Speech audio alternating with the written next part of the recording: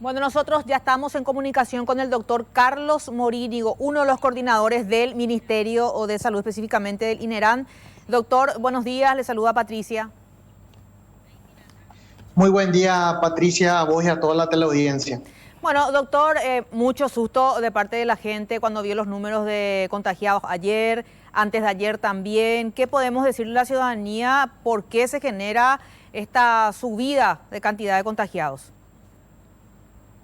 Bueno, la verdad que mucho susto, pero con ese susto hay que seguir tomando las medidas de precaución correspondientes, de tener la distancia social y utilizar barbijo en lugares públicos. Esto era de esperarse. En ningún momento se dijo que no íbamos a tener pacientes con COVID-19, sino que esta cuarentena lo que iba a evitar es que los servicios se colapsen. Entonces, ahora estamos viendo que van creciendo de forma interesante los casos y así como lo habíamos previsto anteriormente, en la segunda mitad de abril y la primera quincena de mayo íbamos a tener estos picos, ¿verdad? Y ahora se suman otros elementos como la influenza y las enfermedades respiratorias estacionales que generalmente tenemos en esta época. Doctor, y ya que toca el tema de la influencia en medio de lo que es esta pandemia, ¿cómo la gente puede diferenciar de que efectivamente estamos hablando del coronavirus, de influenza? ¿Cuál es la diferencia entre ambas a la hora de decir, bueno, me voy y pido que me hagan el test de coronavirus? La verdad que el diagnóstico diferencial entre estas dos patologías es bastante complicado porque las dos se parecen, son muy parecidas en su presentación clínica. De hecho, los servicios de salud deben diferenciarse ya inmediatamente ahora en lo que son los consultorios febriles y de patologías respiratorias, y el médico debe hacer el diagnóstico diferencial. La gente debe saber que ante cualquier tipo de enfermedad respiratoria que presente, con fiebre, dificultad respiratoria, tos, cefalea, debe acudir al médico para ser atendido y sobre todo realizar por el profesional médico el diagnóstico diferencial de que si es influenza o es coronavirus. Para eso utilizaríamos ya los test que deben estar disponibles ya en los servicios, tanto para influenza como para coronavirus. Entonces, esa es la manera que debemos identificar. Volviendo a lo que vos me preguntaste, es interesante saber que la gripe generalmente cursa con dolor de garganta muy importante, tos, fiebre muy elevada, a diferencia de lo que es el coronavirus, de repente no presenta esos picos febriles muy elevados. Y otros síntomas como congestión nasal, cefalea intensa, puede presentar en mayor frecuencia la influenza que el coronavirus. Entonces, son pequeños tips que nosotros tenemos que la gente debe manejar, pero aquí lo importante e interesante es que la gente acuda al servicio médico cuando tenga enfermedades respiratorias agudas, fiebre, se sienta mal y tenga dificultad respiratoria, para que nosotros hagamos el diagnóstico diferencial y sobre todo apliquemos los test para la determinación de qué enfermedad está teniendo este paciente. Siempre tienen que esperar los 4 o 5 días, doctor. Respecto a la fiebre que usted dice, en la influenza la gente puede tener fiebre, coronavirus también. ¿Cuánto tiempo debe esperar para ir la gente al hospital? ¿El mismo tiempo que piden esperar para lo que tenga que ver con la pandemia, con este virus? Es muy interesante tu pregunta y aquí tengo que aclarar algo. Las personas que se sienten mal, con fiebre elevada y síntomas respiratorios, deben consultar al médico, no esperar a que empeore la situación. Estamos viendo que la gente por temor no se está acercando a los centros de referencia o a los centros hospitalarios a pesar de sentirse mal. Acá lo principal es entender de que si yo como paciente estoy con fiebre elevada, tengo tos, me siento mal, debo acudir al médico para que me trate y me diagnostique. No así esperar los días, porque esperar esos días significa probablemente complicación del paciente. Entonces, cada eventualidad es única en medicina. Si yo tengo un cuadro leve, tengo una congestión nasal, tengo una febrícula, no me siento mal, se le pide a las personas que no acudan, si es que puede manejar esos síntomas. Pero si el paciente se siente mal, debe acudir a la consulta para ser atendido. Ahora, cuando le hacemos el test, siempre se mantiene el tiempo de 4 a 5 días después del inicio de los síntomas. Aquí viene la pregunta Sí. importante que debe hacer el médico: si ella tuvo un contacto cercano o alguien de su comunidad estuvo con COVID-19 o influenza, porque eso también nosotros debemos analizar. Y acuérdense que hay portadores asintomáticos que después presentan la sintomatología y ya se les puede hacer el test de COVID para diagnosticar COVID-19. Ahora, doctor, ¿por qué hace una semana o tal vez dos no era obligatorio efectivamente que se use la mascarilla? ¿Por qué hoy sí es obligatorio y la gente todavía como que no entiende? Dice, no, hay confusión, se tiene que usar, no se tiene que usar. ¿Por qué hoy ya es obligatorio que la gente no salga de sus hogares sin la mascarilla? En realidad, esto debería haber sido obligatorio ya desde el momento en que se detectó la circulación comunitaria del virus. Esto veníamos diciendo ya hace tiempo. El ministerio y el gobierno quitó la obligatoriedad de esto hace una semana.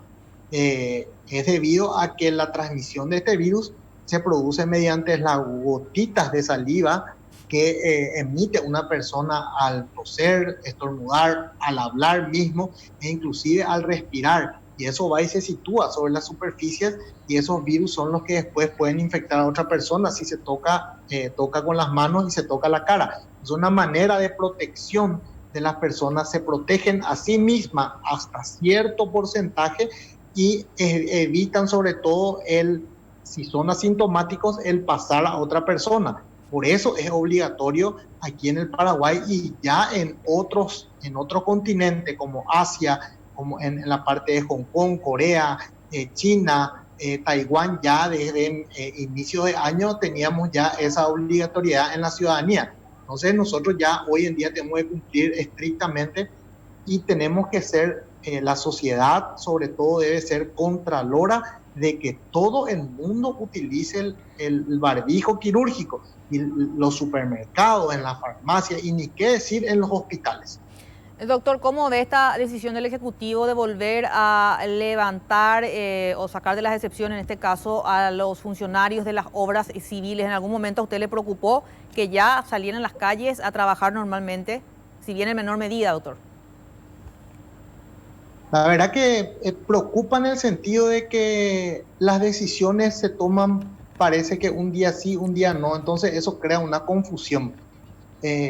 Estábamos viniendo bien con el tema de las decisiones políticas fuertes, ¿verdad? Pero hoy nos despertamos, ayer antes de dormir nos encontramos de que se iba otra vez a bloquear todo y que íbamos a volver a una cuarentena total, ¿verdad? Eso también hay que decir que está demostrado que este tipo de acciones de cuarentenas parciales o transitorias que se levantan, se levantan, eso puede propiciar también a la propagación de las enfermedades, ¿verdad? Se deben buscar estrategias económicas y políticas para que eso no vuelva a pasar.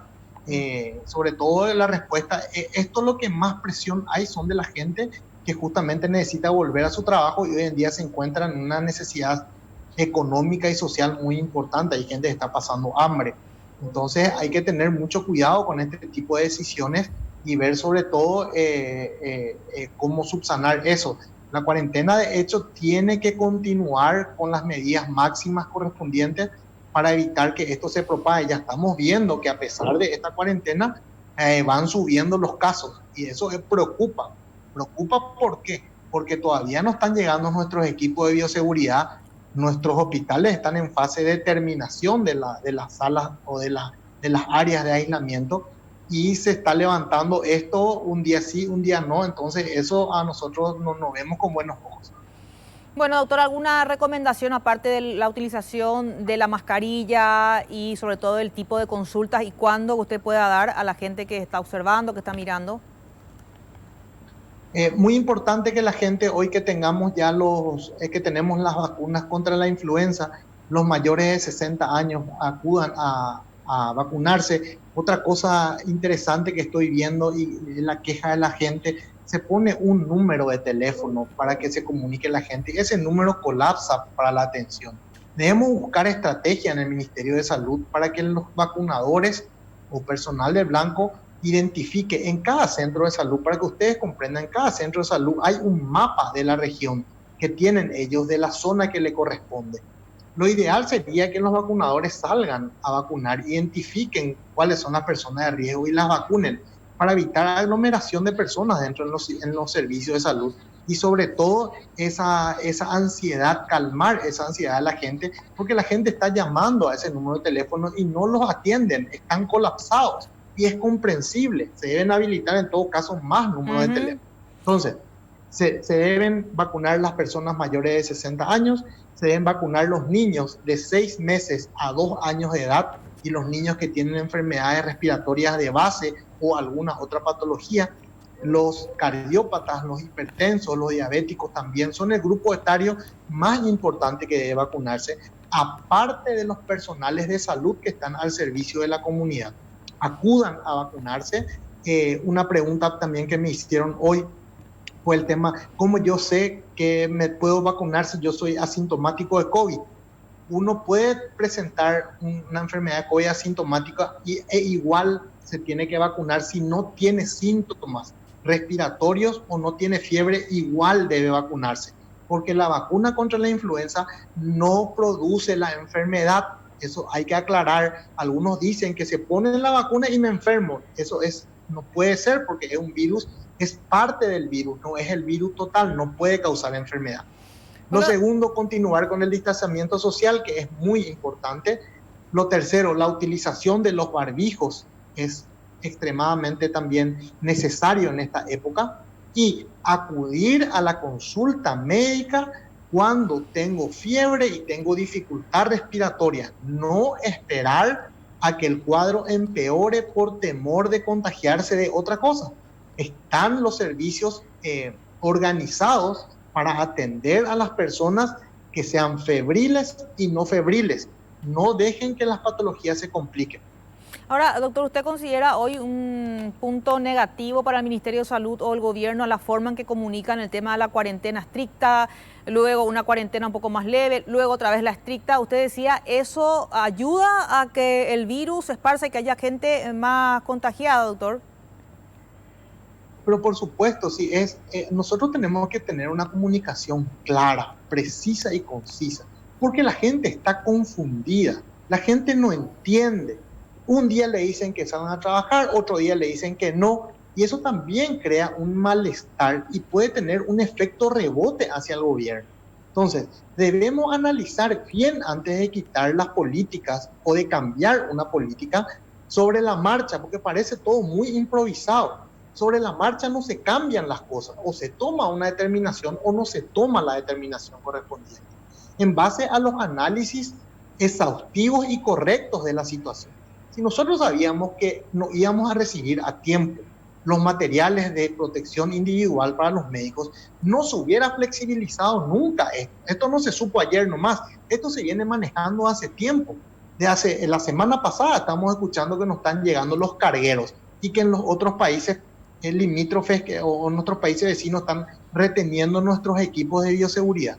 Entonces, si vamos a esperar que se monten todos los hospitales y recibamos todo, entonces tenemos que ampliar eso y por lo menos al recibir un porcentaje X, tratar de ir liberando si es que esto está por explotar. Pero estas políticas de que a la mañana sí, a la noche no nos dimos cuenta de que no teníamos que hacer y mañana quitamos y hasta ahora no estamos teniendo todavía un decreto de que confunde a la gente, a nosotros mismos nos confunde. ¿Y qué será esa gente que necesita salir a trabajar?